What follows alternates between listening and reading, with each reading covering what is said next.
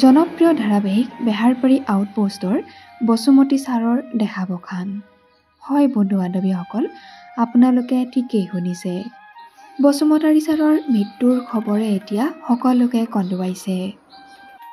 মানুহক হহুৱাই ভালপোৱা মানুহজনে সকলোকে কন্দুৱাই তেওঁ গুচি গ'লগৈ। অভিনেতা ফাইলৰ বসুমতাৰীৰ মৃত্যুৰ খবৰে ৰাজ্যত বিৰাজ কৰিছে এতিয়া শোকৰ ছাঁ।